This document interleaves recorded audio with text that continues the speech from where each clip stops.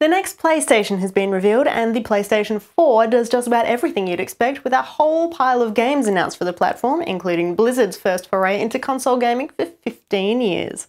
We've also got details on DLC updates for Assassin's Creed 3, Mass Effect 3 and BioShock Infinite, an interesting development for DayZ, a freebie iPhone game you cannot miss, and a sneaky peek at Bungie's newest project, Destiny. This is Player Attack.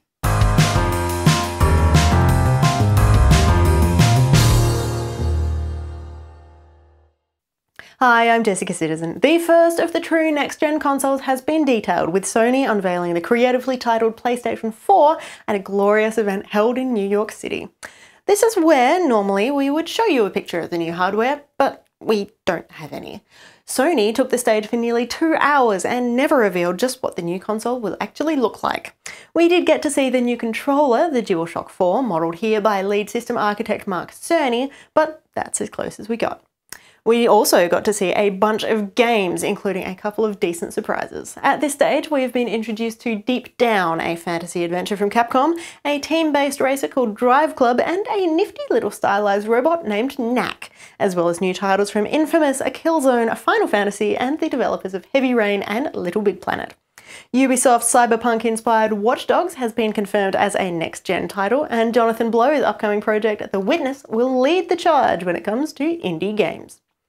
With nearly 150 third-party partners signed up to develop for the PS4, it doesn't look like we'll be too starved for things to play when the console launches in holiday 2013.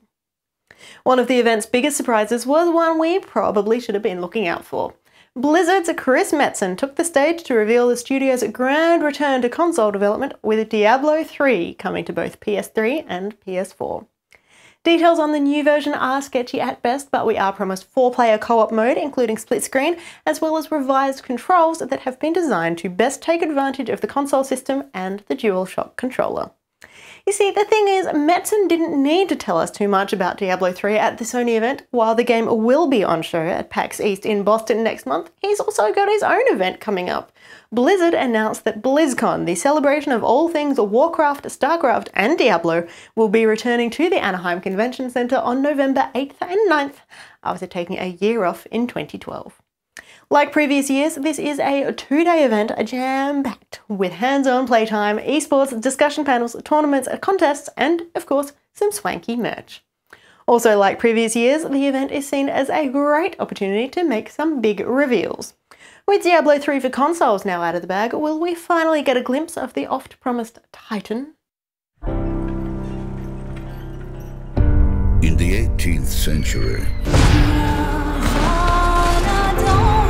after leading the American Revolution, George Washington resigned his presidency. But what if he hadn't?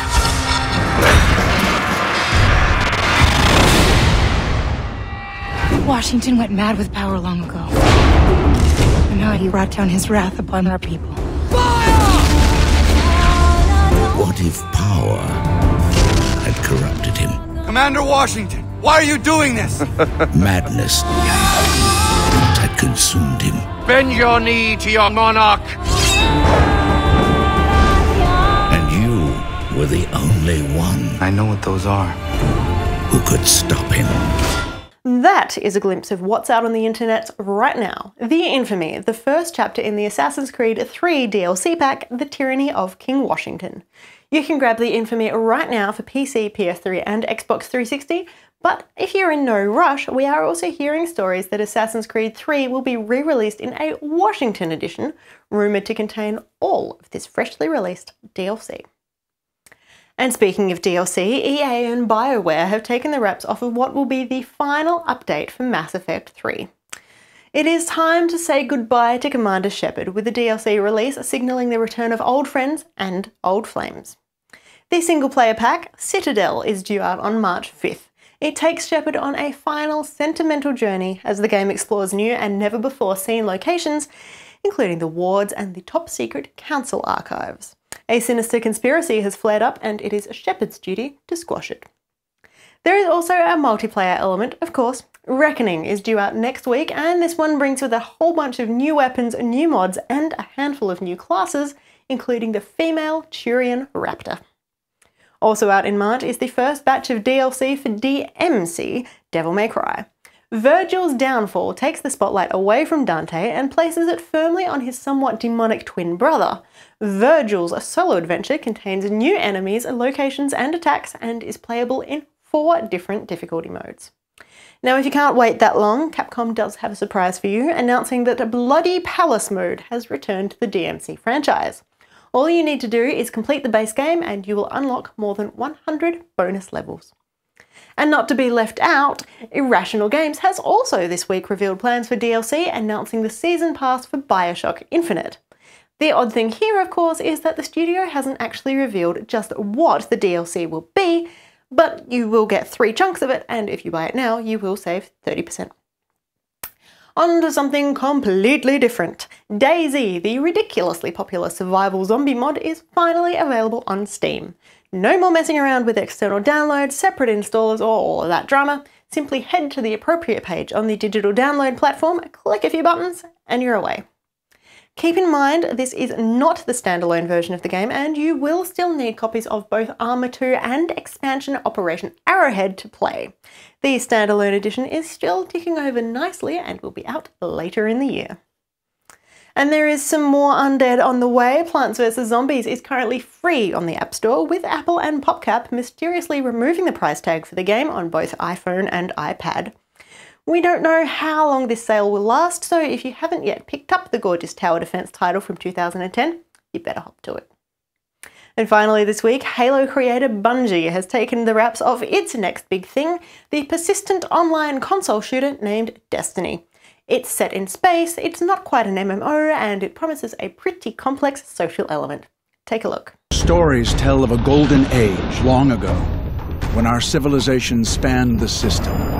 It was a bright and hopeful time, but it didn't last. Something hit us, knocked us down and tried to stamp us out. No one knows exactly what. But we do know this: very few of us survived. And those who did owe their lives to the Traveler. If you thought that looked too good for current consoles, you'd be right. While Destiny is headed to PlayStation 3 and Xbox 360 with no PC version in sight, it's also been confirmed as an early title to arrive on the PlayStation 4. Quite when though, we don't know. Publisher Activision hasn't revealed any dates beyond quite firmly stating that Destiny will not arrive this year. Sorry about that. For the full version of those trailers, or for more information on any of these stories, head to playerattack.com. I'm Jessica Citizen. We'll see you next week.